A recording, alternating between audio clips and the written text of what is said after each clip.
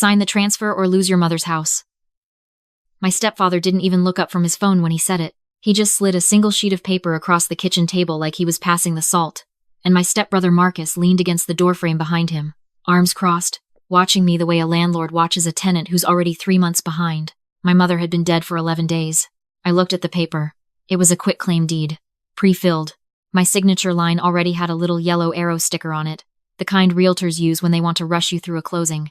The property address was my grandmother's cottage on Whitetail Road, the one my mother had inherited, the one she had specifically, in writing, left to me. I looked at my stepfather's face. Richard. 14 years in our house and he still felt like a stranger wearing a comfortable mask. He had a way of speaking to me like I was a middle management problem he hadn't gotten around to solving yet. Sign it, Clara, he said. Your mother wanted the family to stay together. That means consolidated assets. I picked up the pen. I turned it over once in my fingers. Then I set it down and said I needed to think about it. His jaw tightened. Marcus pushed off the doorframe. I stood up, thanked them for the coffee I hadn't touched, and walked out to my car. My hands didn't shake until I reached the end of the driveway. To understand why I didn't just call a lawyer that afternoon, you have to understand what 11 days of grief actually feels like from the inside. It doesn't feel like sadness. It feels like the world has gone slightly wrong in a way you can't point to. Colors are a little muted. Conversations happen at a small distance. You move through rooms like you're not sure you're allowed to be in them anymore. And somewhere underneath all of that, a very quiet part of my brain was running numbers. I'm a forensic accountant. My job, the job that companies pay me very well to do, is to find the money someone tried to make disappear. I follow transaction trails through shell companies and offshore accounts and expense reports that don't quite add up. I find the gap between what the documents say and what actually happened. I have testified in 7 federal cases. I have never been wrong about where the money went. I had been watching Richard's finances for 2 years, not because I was suspicious at first. I started because my mother asked me to help her understand why the household accounts were always tight even though Richard's consulting business seemed to be doing well. So I looked. And then I kept looking, because what I found in those first 3 months was enough to make me very, very careful about how I handled the next 2 years. Richard had a second LLC. He'd set it up 4 months after marrying my mother, using her maiden name as part of the registered agent address, close enough to look legitimate if you weren't checking, different enough to legally separate. He'd been moving money through it steadily ever since. Small amounts, irregular intervals, the signature of someone who knew exactly how transaction monitoring worked and was staying deliberately below the threshold. My mother's name was on none of it. Her money was on all of it. I didn't tell her right away. I know how that sounds, but I had watched her be happy for the first time since my father left, and I needed to be certain before I handed her a reason to blow up the life she'd rebuilt. So I documented. I built the file. I waited for the picture to be complete. She died before the picture was complete. An aneurysm. Fast, the doctor said. She wouldn't have felt anything. I have replayed that word fast approximately 10,000 times since the hospital called. I have tried to find comfort in it, and mostly failed. What I found instead, sitting in the passenger seat of my rental car in the hospital parking garage, was a very cold, very clear thought. Richard has had 11 years to prepare for this moment, and he just showed me the first move. The quitclaim deed was not the only thing he wanted. I knew that before I drove away from the house. The cottage was a test. He wanted to see if grief had made me slow. It had not. I spent the next week being the good stepdaughter. I showed up to the estate attorney's office in a gray blazer. I nodded at appropriate moments. I asked no challenging questions.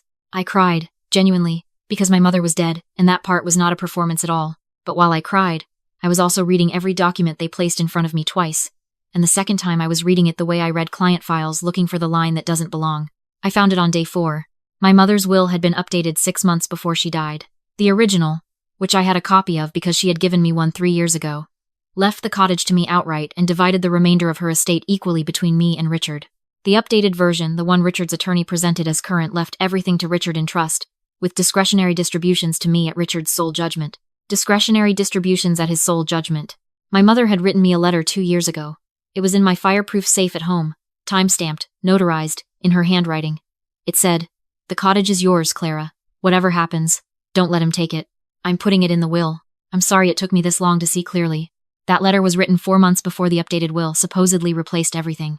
I excused myself from the attorney's office to use the restroom. I stood at the sink and ran cold water over my wrists for 60 seconds, which is a thing I do when I need to stop my brain from moving too fast and start moving in one precise direction instead. Then I went back to the conference table and said, "This all looks straightforward. I just need a few days to review with my own counsel, if that's all right." Richard smiled the smile of a man who thought he'd already won.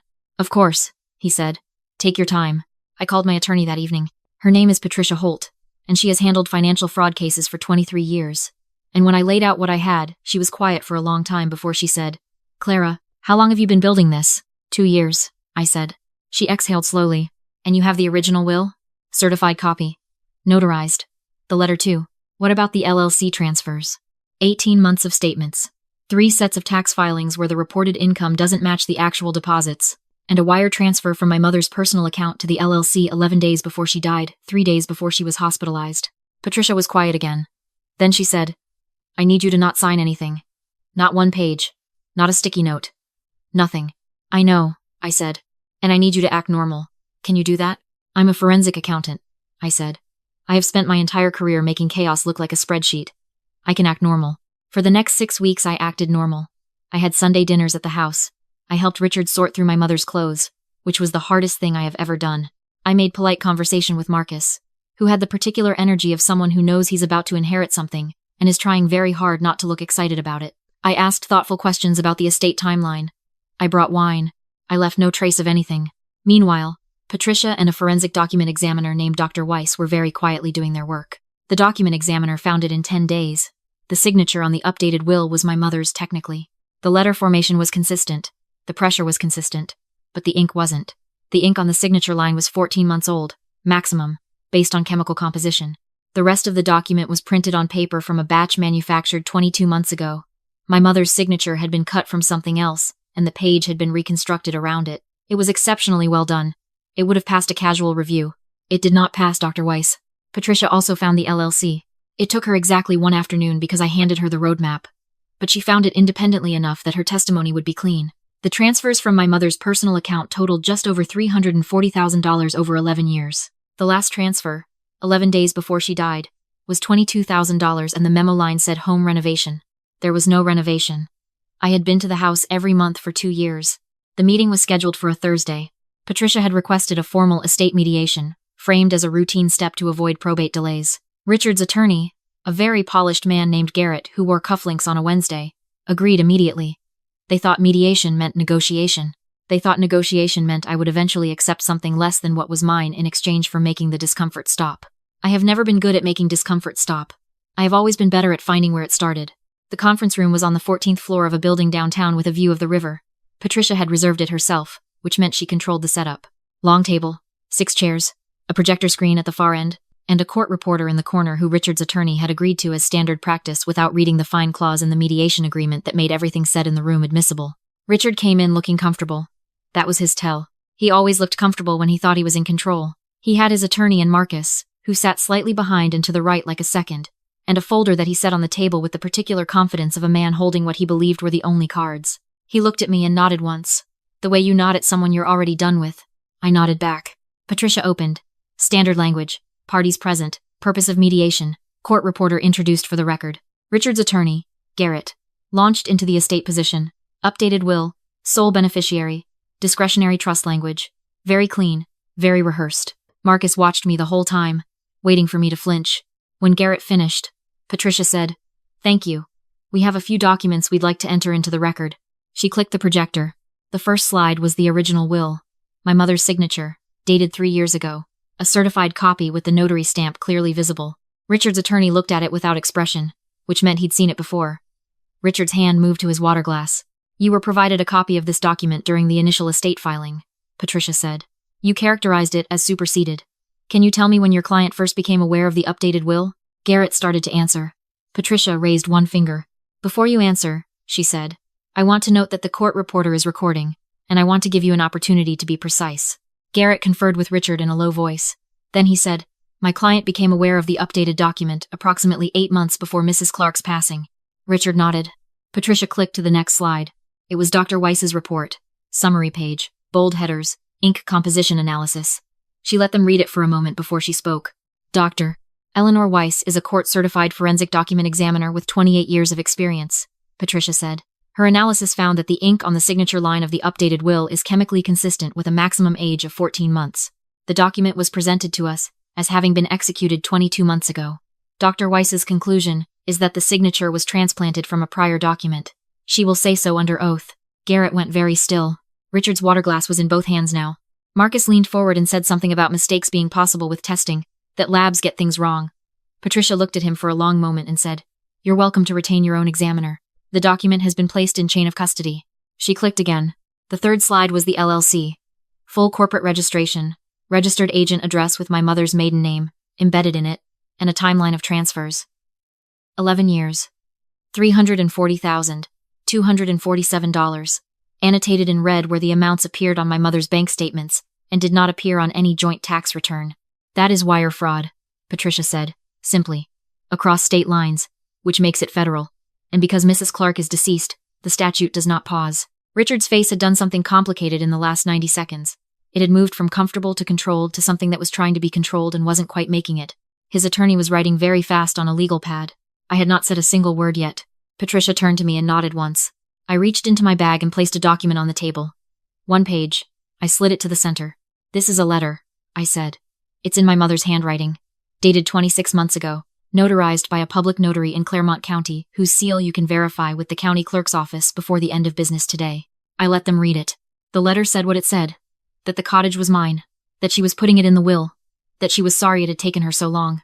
And then, in her handwriting, one sentence at the bottom that she had added in pen after the notarization, initialed in her looping script. Richard does not know I am writing this. Please keep it safe. Marcus stood up and said this was absurd. That anyone could forge a letter. That my mother had been confused in her final years. That I had always resented Richard, and this was a personal attack dressed up as a legal. Patricia said, "Sit down. Everything you say is on the record." He sat down. Richard finally spoke. His voice was very controlled. He said he understood I was grieving. He said grief did things to people. He said my mother had loved me, and he had loved my mother, and he did not want this to become adversarial. I said, "I know." He seemed slightly surprised that I'd agreed. I said, "That's why I'm not giving this to the FBI today." Garrett's pen stopped moving. I said, "What I'm offering instead is a settlement agreement. It's in the folder in front of you. You have 10 minutes to read it before I take the offer off the table." Patricia slid a copy to Garrett, who opened it with the focus of a man who has just realized the room he walked into is not the room he thought it was. The agreement had 4 terms. First, the original will is reinstated in full. The cottage transfers to me. Immediately. Second, Richard repays $340,247 to my mother's estate, from which I am the sole inheriting heir, on a schedule of 12 monthly payments secured by a lien on his primary residence. Third, Marcus removes himself as a party to any and all estate proceedings, and signs a confirmation that he has no claim. Fourth, no contact, not with me, not with my address, not with my employer, not with any of my professional references. In exchange, I do not forward Dr. Weiss's report to the county prosecutor.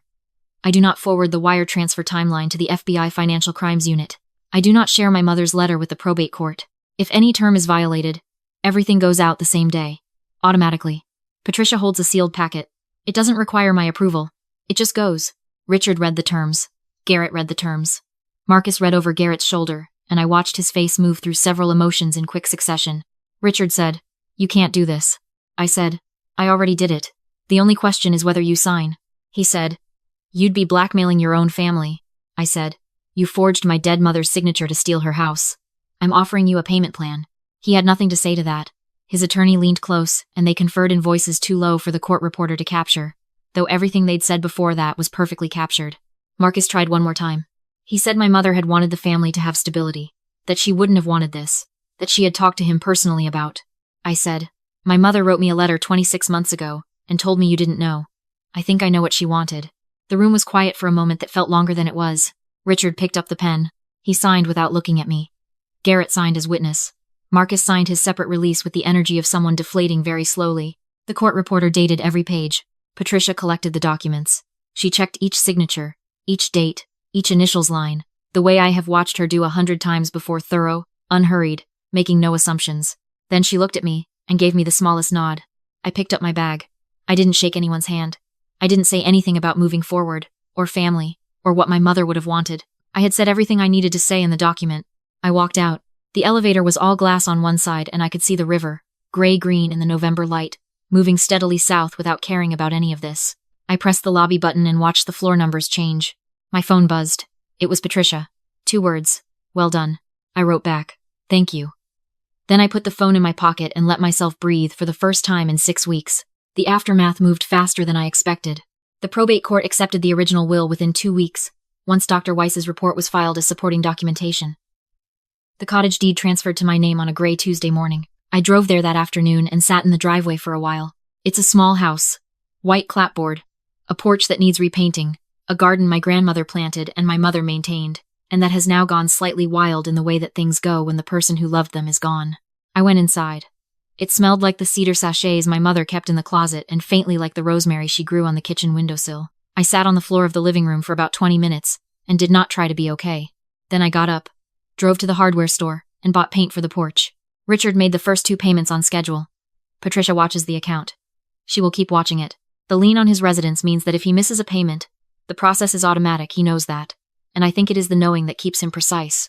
I have not heard from Marcus.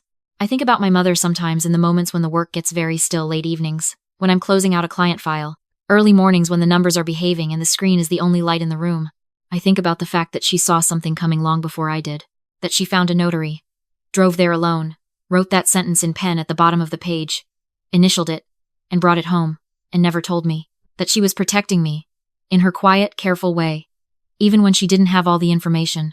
I think about the fact that I spent 2 years doing the same thing, and neither of us knew the other was doing it, and it was enough anyway. The cottage porch took 2 weekends and 3 wrong shades of white before I got the color right. My mother would have had opinions about the color. I would have argued with her. We would have ended up somewhere in the middle, like we always did. I paint the last board, and sit on the steps in the afternoon sun and think, she would have liked this. I own the house. I wake up in the morning and I own the house, and the credit in my name is mine, and no one has a document waiting to take any of it. Have you ever had to become the person your family never thought you were, just to protect the one thing they forgot they couldn't touch? Tell me in the comments. And if you're reading this from somewhere you feel like the ending hasn't happened yet, it's coming. Sometimes you just have to be the one who builds it.